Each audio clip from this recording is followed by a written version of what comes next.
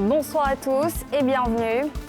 Pouvoir et opposition à la primature ce jeudi pour la reprise du dialogue politique, un dialogue conduit par le chef du gouvernement. Selon Patrick Hachi, cette 5e phase consacre l'enracinement de la démocratie en Côte d'Ivoire.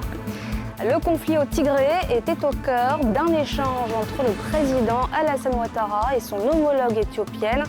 En visite de travail à Abidjan, elle est venue s'enquérir de l'expérience de la Côte d'Ivoire dans la gestion des crises. Et puis bientôt, toutes les rues de la capitale économique seront dénommées. Le projet d'adressage des rues a démarré à Abidjan. La commune de Koumassi a reçu sa première plaque ce jeudi. Je vous le disais, Patrick Hachi a rencontré les principaux acteurs politiques pour relancer le dialogue à l'arrêt depuis près d'un an. Ce dialogue qui entre dans sa 5e phase a pour objectif de mettre sur la table tous les désaccords afin de trouver des solutions pour un climat socio-politique apaisé avant les prochaines échéances électorales. Pierre Dipomélin, Aruna Zeba. Reprise du dialogue politique avec les acteurs du pouvoir et de l'opposition, ainsi que ceux de la société civile. Cette 5e phase des discussions est conduite par le Premier ministre Patrick Hachi. Cette première journée a consisté à une prise de contact avec toutes les parties prenantes. Face aux politiques et acteurs de la société civile, le chef du gouvernement avait un seul message, un appel au maintien du climat social apaisé qui prévaut dans le pays. Le contexte actuel a fondamentalement changé. Les temps de crise sont passés. Les Ivoiriens regardent vers l'avenir et le développement. Et le cadre de nos échanges doit s'inscrire dans cette nouvelle réalité nationale et cette nouvelle dynamique positive pour la Côte d'Ivoire et pour les Ivoiriens. Le dialogue politique qui s'ouvre ce jour et se tient à dessein en dehors de tout calendrier électoral va donc naturellement se dérouler dans un climat social apaisé. Hommes politiques et acteurs de la société civile se sont tous réjouis de la reprise des discussions. Nous sommes là et ce que nous avons demandé, c'est que les sujets qui seront abordés soient dans le même esprit, que nous abordons toutes les questions sensibles qui peuvent apporter la paix à la Côte d'Ivoire, qui peuvent garantir le processus de démocratie et qui feront en sorte que la confiance soit retrouvée dans les institutions et entre les acteurs politiques.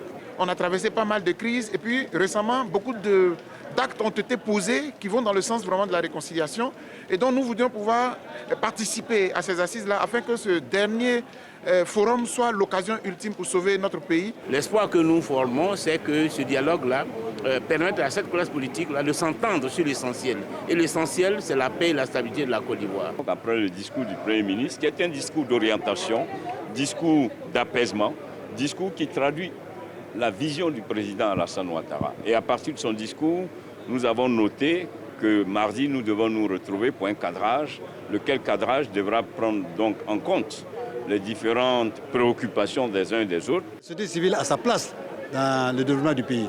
Donc nous sommes très contents. On a été appelés aujourd'hui. Donc nous allons travailler avec le ministre de l'Intérieur pour produire des documents, en tout cas pour l'avancée de la Côte d'Ivoire. Initié par Amadou Gon Coulibaly début 2019, le dialogue politique avait duré 6 mois, dans un contexte de vive tension, du fait des élections présidentielles qui pointaient à l'horizon. Le Premier ministre Ahmed Bakayoko a ensuite pris la main. Les échanges ont permis d'apaiser les tensions. À l'approche des élections municipales de 2023, c'est le Premier ministre Patrick Hachi qui est à la barre. La présidente de l'Éthiopie a été reçue par le chef de l'État, Alassane Ouattara, ce jeudi, en visite de travail à Abidjan. Elle est venue s'enquérir de l'expérience de la Côte d'Ivoire dans la gestion des crises sociopolitiques. Depuis un an, son pays fait face à un conflit meurtrier dans la région du Tigré. Yéli Traoré. L'entretien entre les deux dirigeants, éthiopiens et ivoiriens, a porté sur le renforcement de la coopération entre les deux pays, ainsi que sur les questions régionales, notamment la situation sociopolitique en Éthiopie. Le président Alassane Ouattara s'est réjoui de cette visite de travail qui contribue au raffermissement des excellentes relations d'amitié et de coopération entre l'Éthiopie et la Côte d'Ivoire.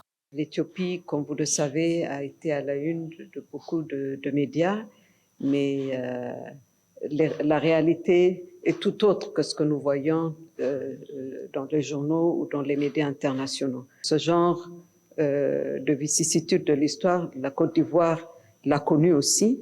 On a beaucoup à apprendre de la Côte d'Ivoire. Nous aurons bientôt un dialogue national qui déterminera l'avenir du pays. Je le remercie pour l'accueil toujours chaleureux, comme les Ivoiriens savent le faire, durant mon court séjour, hélas, ici à Abidjan. Cette visite de la présidente éthiopienne en Côte d'Ivoire intervient alors que depuis près de 13 mois, une guerre civile fait rage dans le pays avec plusieurs milliers de morts et plus de 2 millions de déplacés et qui a plongé des centaines de milliers d'Éthiopiens dans des conditions proches de la famine selon l'ONU. L'Union africaine est à la tête d'une campagne internationale pour tenter de négocier un cessez-le-feu sans progrès visible jusqu'à présent. Le projet d'adressage des rues et portes du district d'Abidjan vient de démarrer. Ce projet, qui est à sa phase pilote, permettra, une fois achevé, de moderniser la ville d'Abidjan. La cérémonie officielle de lancement a eu lieu ce jeudi à Koumassi avec la pose d'une première plaque dans la commune. Nadjaïja, Mathurin Badé. Le boulevard de l'Unité nationale, ex-boulevard du 7 décembre, dans la commune de Koumassi, est la première rue à être adressée dans le cadre du projet d'adressage des rues et portes du district d'Abidjan. Actuellement, à sa phase d'enquête terrain et de panneautage des voies, ce projet va durer 36 mois et permettra de dénommer les 12 000 voies que compte le district d'Abidjan, avec à la clé un adressage complet et fiable. Pour faciliter l'appropriation de ce référentiel, le numérique sera mis à contribution. Par exemple, n'importe quelle adresse devra pouvoir être retrouvée en interrogeant un simple smartphone, chose que nous savons très fortement attendue par les opérateurs du e-commerce et par notre jeunesse. En clair, l'adresse doit progressivement constituer un élément d'identification des personnes physiques et morales. Elle doit entrer dans les procédures administratives, elle doit faciliter la circulation de l'information des personnes et des biens. Ce projet, qui vise à faciliter l'orientation dans la ville d'Abidjan, va impacter aussi bien la vie sociale que l'activité économique.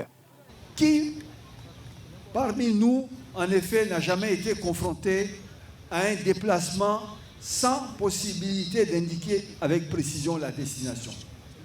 Qui n'a jamais connu de difficultés à renseigner des adresses de domicile ou d'entreprise dans le cadre d'un processus d'administration?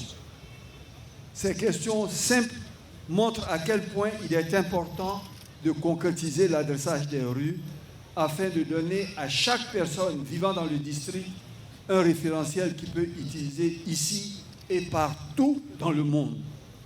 Après les 13 communes du district d'Abidjan, l'adressage se fera dans tout le pays. Le projet est financé à hauteur de 8,5 milliards de francs CFA, conjointement par le gouvernement ivoirien et la Banque mondiale.